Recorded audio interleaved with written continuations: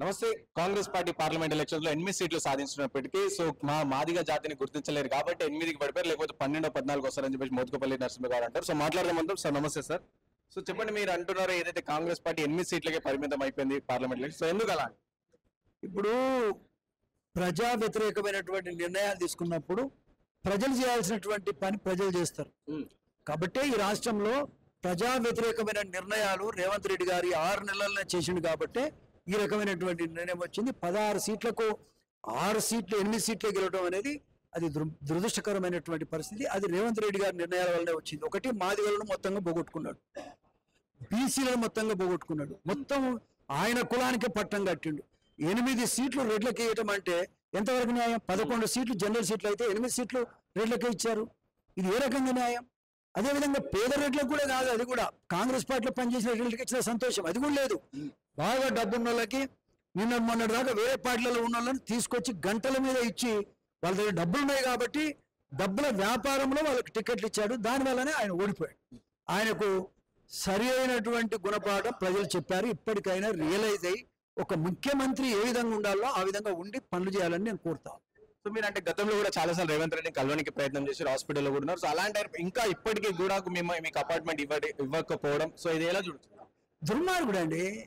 Appointment ప్రజాస్వామ్యంలో నేను అందరిని కలుస్తానని చెప్పే వ్యక్తి ఒక ఎక్స్ మినిస్టర్గా 30 ఏళ్ళు ఎమ్మెల్యే పనిచేసినటువంటి నాకు అపాయింట్మెంట్ ఇవ్వకపోవడం అంటే ఎంత బాధాకరమో ఇలా ప్రజలు అర్థం చేసుకోవాల్సిన అవసరం ఉంది.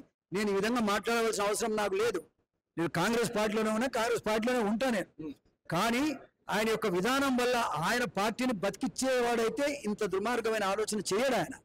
ఇవాళ 80 లక్షల మంది ఉన్నటువంటి మాదిగలకు ఒక్క సీట్ లేదంటే మాదిగలు ఓట్లు వేస్తారని నువ్వు ఎట్లా అనుకుంటావు? రాబోయే కాలంలో ఇంకా తీవ్రమైన పరిస్థితి ఉంటుంది. రాబోయే కాలంలో తీవ్రమైన పరిస్థితి ఉంటుంది. తప్పకుండా బీసీలను అన్యాయం చేసిండు, మాదిగలకు అన్యాయం చేసిండు. కాబట్టి రాబోయే కాలంలో దీని పరిణామం మరొక రకంగా ఉంటుంది. ఇప్పటికైనా రేవంత్ రెడ్డి గారు రియలైజ్ అయితే మంచిది. సో చాలా సందర్భాలు రేవంత్ రెడ్డి కూడా అన్నారు ఏంటంటే మాదిగ సోదరుల వల్ల నేను ఈ స్థాయికి ఉన్నా అని చెప్పేసి. ఇంకోటి చాలా మంది తొక్కుకుంటూ వచ్చినామని కూడా చెప్పారు. అదే మా మాదిగలను తొక్కుకుంటా బీసీలను తొక్కుకుంటా వచ్చిండు ఆయన. ఇంకెంతకాలం తొక్కుతారో చూద్దాం. ఈ తొక్కేదానికి కూడా సరి అయిన ఆన్సర్ ఏందో ప్రజలు చెప్తారు దాని సందర్భం వచ్చిన. సో ఏపీ గురించి చూసుకుంటే చంద్రబాబు గారి విజయం మీరు ఆల్రెడీ చెప్పారు, ఇంతమంది ఎలాగైనా గెలుస్తారు అని చెప్పారు. సో ఇప్పుడు గెలిచిన పరిస్థితి నేను 6 నెలల కిందనే చెప్పా, చంద్రబాబు నాయుడు గెలుస్తున్నారు.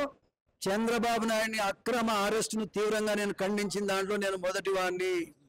అదే రకంగా జగన్మోహన్ రెడ్డి చంద్రబాబు నాయుడిని అరెస్ట్ చేసి జైల్లో పెట్టడం బాధాకరమైన విషయం. రాజకీయాల్లో జనంలో చూసుకోవాలి తప్ప జైల్లో పెట్టడం మంచి పద్ధతి కాదని చెప్పాను.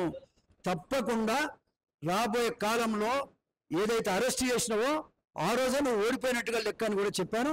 అదే రకంగా జరిగింది. ఎస్సీలను ముఖ్యంగా సుధాకర్ అనే డాక్టర్ని ఏ విధంగా బజార్లో కొట్టి పిచ్చోడిని ముద్రేసి చంపారో ప్రజలంతా చూశారు. అందుకే ఇలా ఎస్సీలు, ఎస్టీలు, బీసీలు ఒక్క వ్యక్తి కూడా ఓటు వేయకుండా మూకుమ్మడిగా చంద్రబాబు నాయుడు గారికి పట్టం కట్టారు. వారికి ఇలా బ్రహ్మాండమైన అవకాశం వచ్చింది.